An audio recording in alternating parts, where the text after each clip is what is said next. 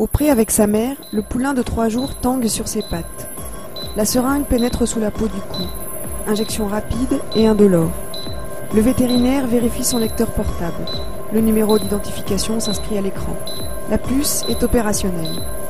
Le lecteur transmet directement les données à l'ordinateur.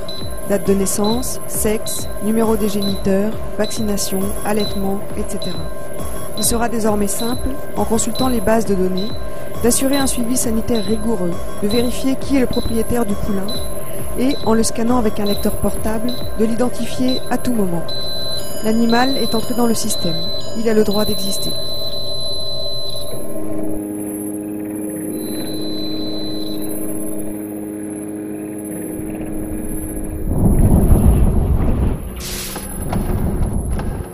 Amis citadins, vous ignorez sans doute ce que les agriculteurs, éleveurs et ruraux savent déjà. Les RFID envahissent nos vies pour les contrôler. Non seulement en transformant les animaux en machines communicantes, mais en implantant dans chaque chose, chaque être, un mini mouchard électronique. Mais pas de panique. Vous n'avez rien à vous reprocher.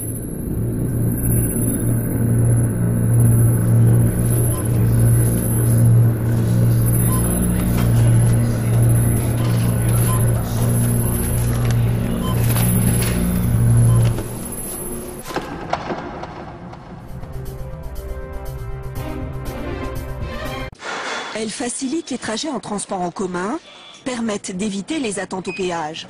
Implantées à même la peau pour tracer les chevaux de course ou dans un bracelet pour veiller à la sécurité des nouveau-nés, les puces électroniques envahissent notre quotidien. Radio Frequency Identification, donc identification par radiofréquence. Un tag RFID est constitué de 2 éléments, une puce et une antenne. Ces 2 éléments vont être connectés ensemble et c'est ce qu'on va appeler l'étiquette électronique ou le tag RFID. À partir de là, on va avoir un système émetteur ou récepteur, qui va s'appeler la station de lecture, qui va permettre de communiquer avec cette étiquette. Et on aura à ce moment-là un transfert d'informations qui va se faire entre l'étiquette RFID et la station de lecture.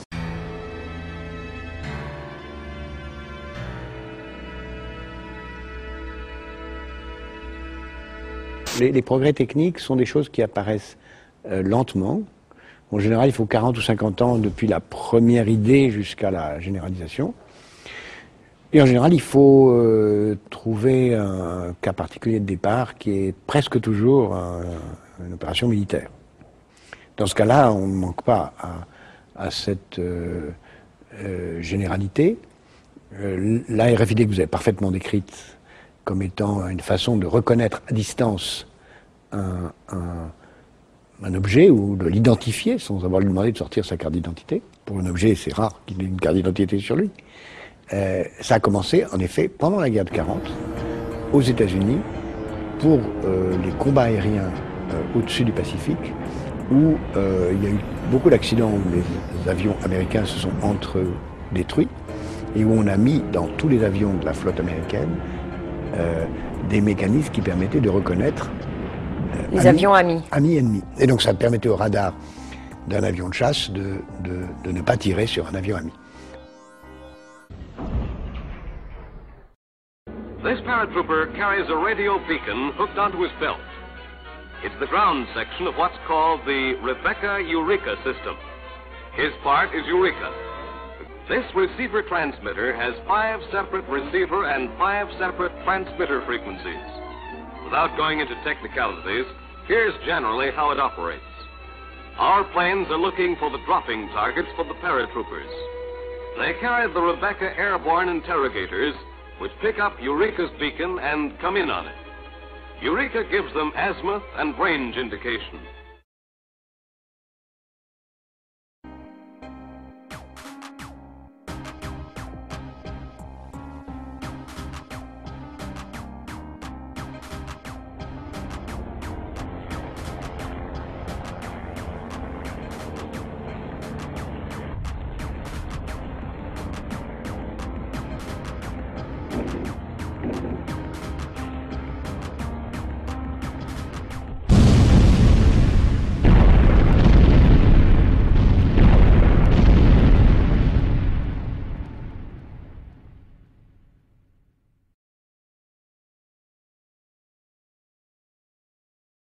Principe de base. Alors, À quoi c'est utile? En logistique.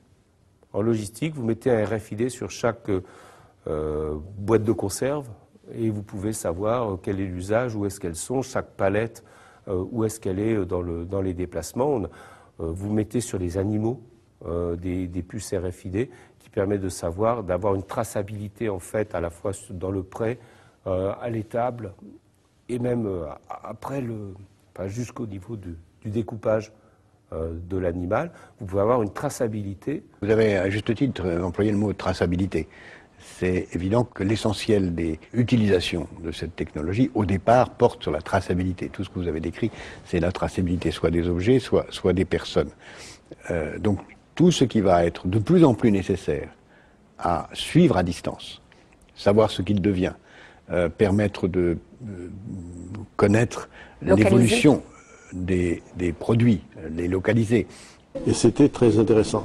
Mais ce que j'ai beaucoup apprécié aussi, c'est l'intervention de M. Moreau, de la DGE, parce que il a bien fait comprendre combien était reconnu le pôle traçabilité de la Drôme, Valence Drôme, et il nous a bien laissé entendre que quand même, puisqu'il y a une candidature donc pour être pôle traçabilité nationale et que finalement nous avions beaucoup d'atouts pour oser prétendre être lauréat de ce pôle et être dans quelques temps reconnu comme pôle national au niveau de la traçabilité, ce qui donne encore plus d'envergure à notre pôle et surtout ce qui justifie les engagements qu'ont eu dès le début, que ce soit la région, que ce soit le département de la Drôme et l'agglomération valentinoise, pour d'abord soutenir le pôle traçabilité. Ensuite. Un bon exemple, c'est les tags dans les pneus, qui vont permettre d'assurer la traçabilité des pneus au niveau de l'utilisation par le client. Vous pouvez nous présenter des choses concrètes? Oui, alors en fait, en mettant des petites bornes de ce type-là, oui. Par exemple dans un service d'urgence, donc on dispose quelques bornes comme ça peut aller jusqu'à une par pièce. Et puis en équipant les patients de quelque chose comme ça, un bracelet, en fait sur le bracelet hôpital, nous ajoutons cette petite montre dans laquelle est embarqué le RFID actif. D'accord. Et sur cette base-là, entre le bracelet est détecté par la borne dans un rayon d'environ 30 mètres. Bonsoir, aujourd'hui on est au Crystal Lounge pour vous parler d'une nouvelle technique, celle du RFID qui se vend comme les techniques de la soirée de demain. On parle de one-to-one en bas, alors on va aller voir tout de suite de quoi il en retourne. Bienvenue, parce qu'aujourd'hui c'est une soirée sur l'innovation, c'est une soirée sur l'innovation live à 361 degrés. Donc aujourd'hui pour nous c'est l'occasion de présenter à la fois le panel de l'offre Skyboard, sa richesse de contenu, sa richesse de brand content. C'est aussi un moyen de prouver ce que c'est que ce marketing personnalisé, ce vrai one-to-one. Nos invités se sont inscrits sur les sites Skyboard. Ils ont tous reçu un badge RFID, une technologie qui est nouvelle et qui permet de vraiment faire du one-to-one dès le début de la soirée. Et normalement, bonsoir François Gomez, je suis reconnu immédiatement grâce à ce badge. On est vraiment dans l'expérience one-to-one.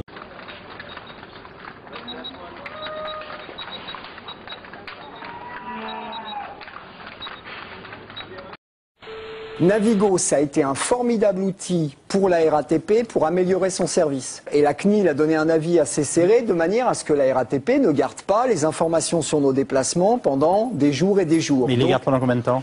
Alors, il les garde pendant 48 heures. Pendant 48 heures, on sait absolument partout où j'ai été. Olivier Desjeux, vous êtes directeur d'Ingecom et vous avez développé un produit tout à fait étonnant. On va se trouver dans la configuration d'un centre commercial et on va prendre un panel de consommateurs volontaires. Alors prenons l'exemple de cette dame qui va être munie volontairement d'un badge et qui va aller faire ses courses dans les différents magasins d'un centre commercial. Et à chaque fois que la dame passe dans le magasin, elle est repérée par le contrôleur qui transmet l'information en temps réel. Donc on saura combien de temps le consommateur volontaire aura passé dans chacun des magasins, quand il sera rentré, quand il en sera ressorti et vers quel magasin il sera allé par la suite.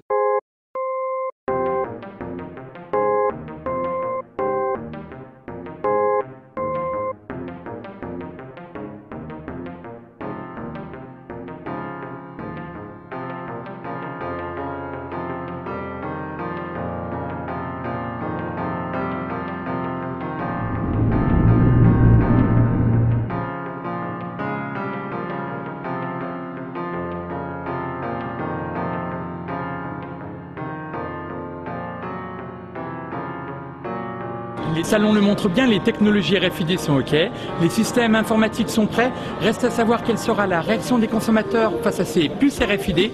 Et là, il faudra une bonne dose de persuasion de la part des distributeurs et de leurs fournisseurs.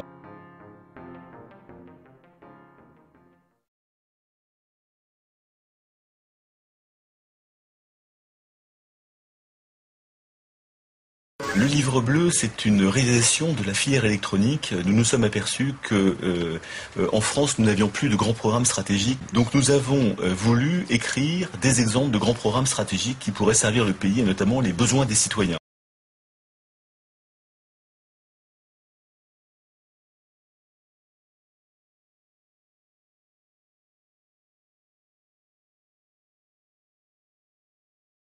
On préconisait l'utilisation de ces techniques modernes de carte à puce, d'identification et donc de biométrie dès le plus jeune âge, donc dès l'école maternelle. Alors ça a fait hurler, je dirais, quelques personnes en disant mais c'est scandaleux, mais pourquoi vous mettez ça dès l'école maternelle, c'est de l'embrigadement, etc. Une puce électronique et un scanner, c'est la nouvelle version du registre de présence de la responsable de cette garderie. Le matin, avec l'appareil, je scanne les enfants. L'heure d'entrée s'inscrit et le soir, l'heure de sortie s'inscrit aussi. Donc ça évite de devoir faire des papiers.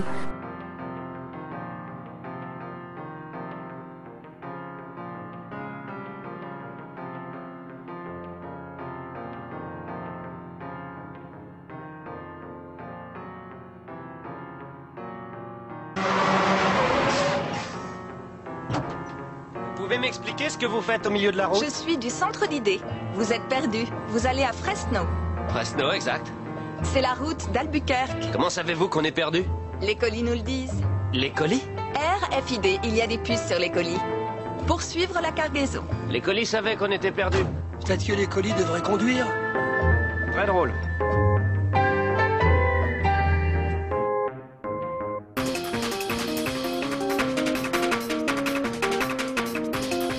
On estime que tous les jours, Walmart ou Carrefour produiraient jusqu'à 7 téraoctets de données. Donc qui sait les stocker, qui sait les exploiter, à quoi ça peut servir? On peut aussi se poser cette question-là. Est-ce que ce n'est pas des données qui vont rentrer et sortir dans le système sans avoir aucun intérêt? D'où l'enjeu technique, qui est un enjeu proprement technique. Et vous savez, quand vous mettez un challenge technique à des ingénieurs, ils vont chercher à le résoudre. Ça va leur plaire. Ça va leur plaire, c'est leur métier d'ingénieur. Donc, indépendamment des réflexions sur l'utilité ou non, la création de ce middleware qui prend les données et qui les rend exploitables par d'autres systèmes de calcul est à l'ordre du jour. C'est un vrai challenge pour tous les ingénieurs et donc ils vont s'y accrocher très fort. Je travaille sur ce sujet. Je suis un IBMer. Notre planète est un vaste ensemble de données. Des données générées par les voitures sur le périphérique, par les patients à l'hôpital, par l'électricité du réseau. Bien analyser ces données, c'est trouver des solutions pour fluidifier le trafic de plus de 400 villes, pour déceler les maladies plus tôt et alléger de 10% la facture énergétique. Sur une planète plus intelligente, toutes les données sont visibles et nous pouvons les interpréter pour mieux faire tourner le monde. Bâtissons une planète plus intelligente pour des données plus intelligentes.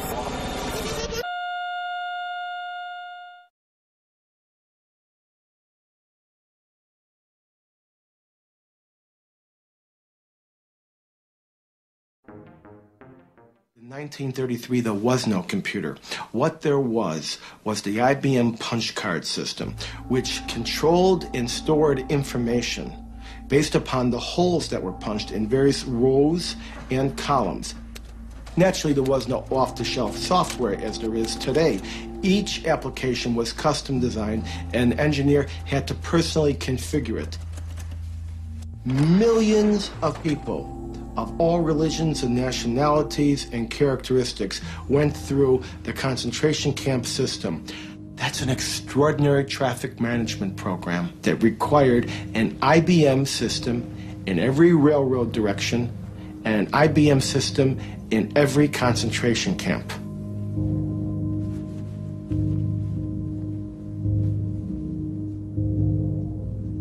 Now, this is a typical prisoner card.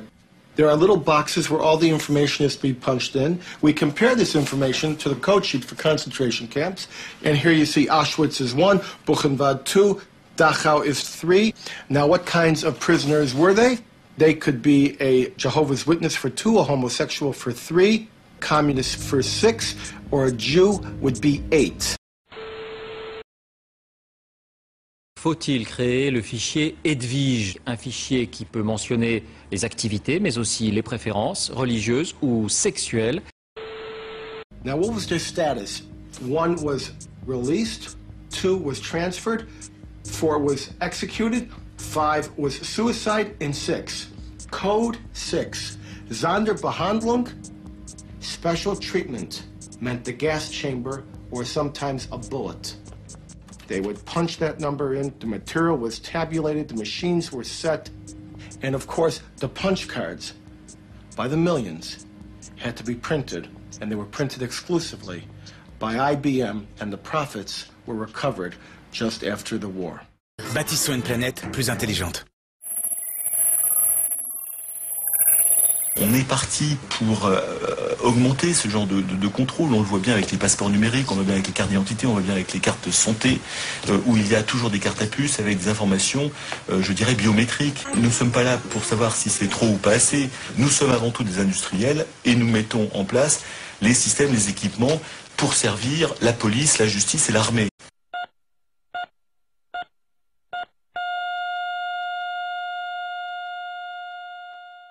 In the future, every square inch of every city will be alive with intelligence.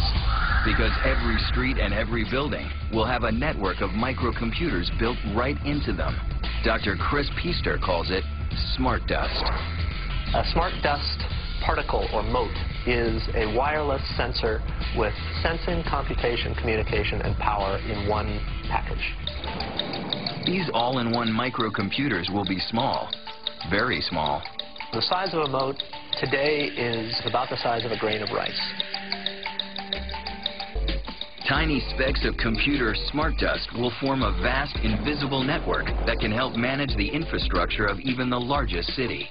Smart cities in the future will take this low-power, inexpensive, small technology and basically distribute it everywhere.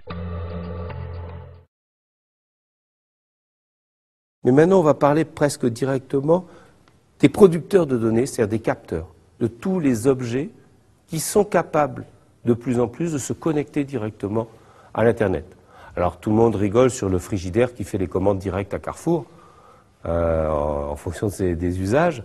Bon, c'est une caricature, mais on s'aperçoit qu'en fait, on a de plus en plus autour de nous, et on aura de plus en plus, des outils communicants, des objets communicants, capables de se brancher sur l'Internet et d'y récupérer ou d'y donner des informations.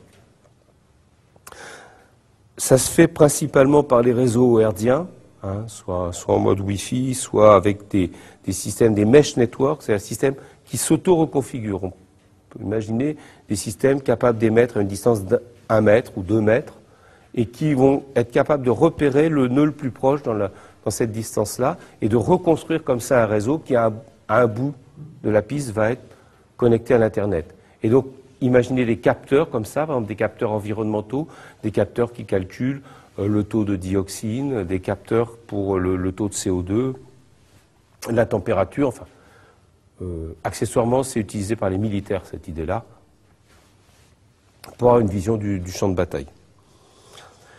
Donc, derrière l'Internet des objets aussi, donc il y a des nouvelles reconfigurations de réseau, et puis il y a l'idée que chaque objet va avoir un identifiant.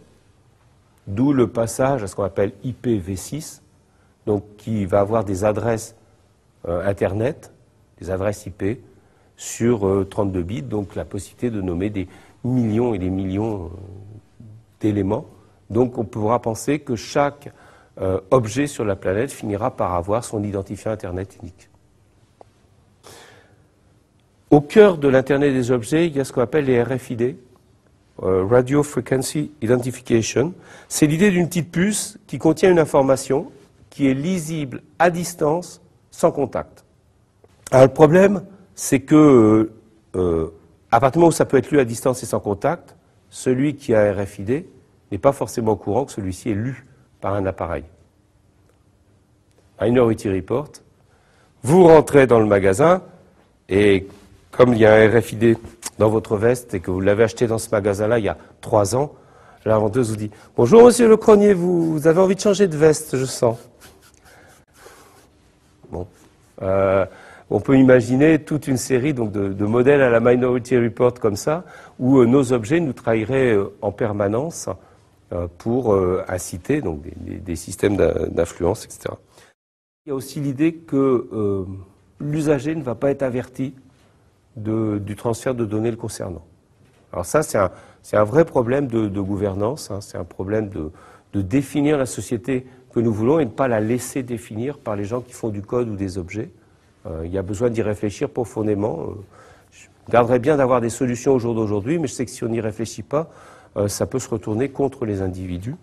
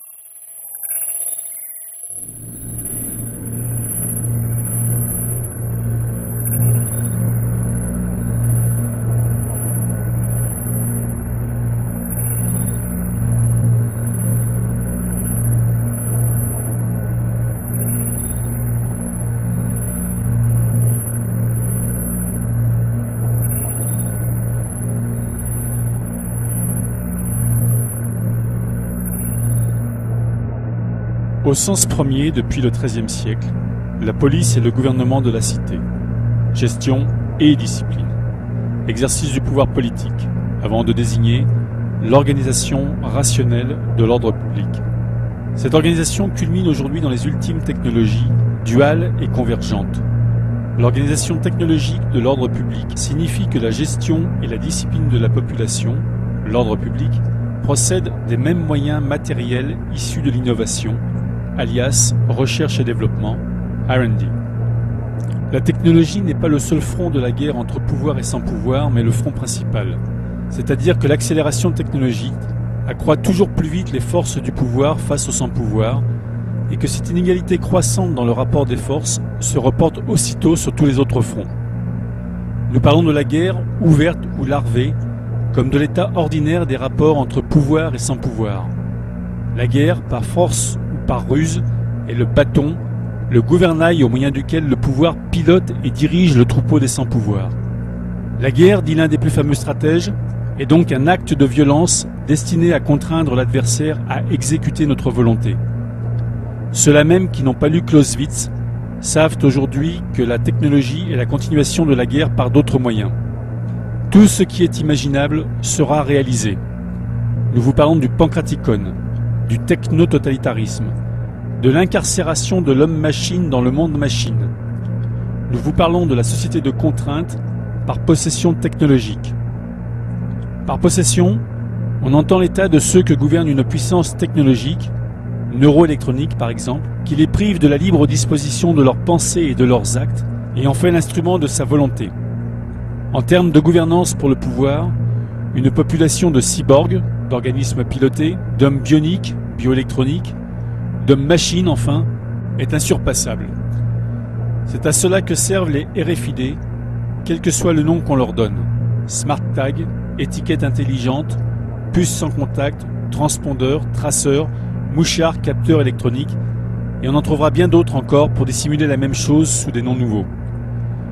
Nous vous parlons de la cyberpolice, de la neuropolice, de la police totale, d'un dispositif permettant au pouvoir de contraindre les sans-pouvoir à exécuter ses volontés, telles des marionnettes, un robot, un individu sous hypnose.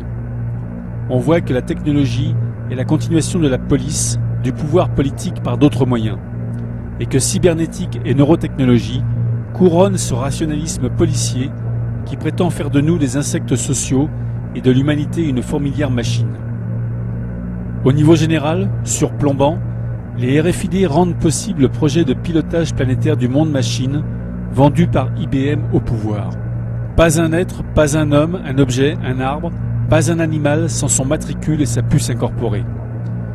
Au niveau individuel, à hauteur d'homme, les RFID et leurs implants cérébraux rendent possible le projet de pilotage d'homme-machine auquel travaille, parmi bien d'autres, le laboratoire Clinatech du CEA Minatech de Grenoble.